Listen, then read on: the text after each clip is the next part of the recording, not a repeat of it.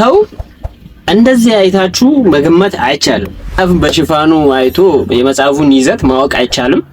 እንደዚሁ ሰው ደግሞ አለባበሱን ወይም አቋሙን አይታችሁ ሰው መገመት ጥሩ አይደለም። ውስጡን ማየት አለባችሁ። ኤግዛክትሊ ውስጡ እንኳን ማየት አይቻልም። የሰው ልጅ ውስጥ ማየት ይቻላል እንዴ? ኧረ አይቻልም።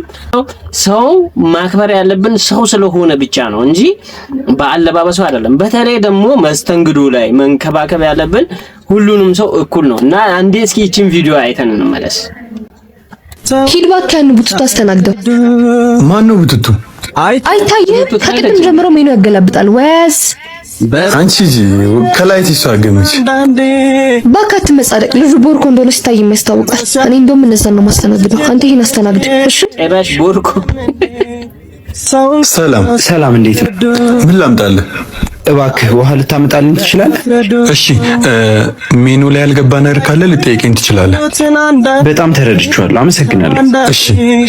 እሺ አሁን አመጣላችኋለሁ። አንተ ውሃ አዘዘህ አይደለ?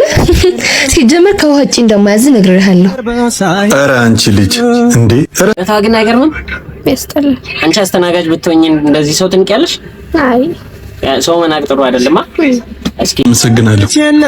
ትናንትና ነው ከውጭ የመጣሁት እና ምናልባት የምፈልገው ነገር ካለ እንዳገኘ ስልክህን ልትሰጠኝ ትችላለህ? ራሱ መስሎህ ነበር እንግዲህ ከውጭ የመጣ ሰው። ወይኔ ቢኒ ዘግይቶ ልጆች ታቻል። በእናትህ ሂሳብ ሳይከፍሉኝ ወጡ እኮ። እሺ ነው ማለት ይላል። ተበላሽ። ችግር የለውም። ስራሽ ላይ ችግር እንዳያመጣ እኔ እከፍለዋለሁ። ችግር የለውም አትጨነቂ።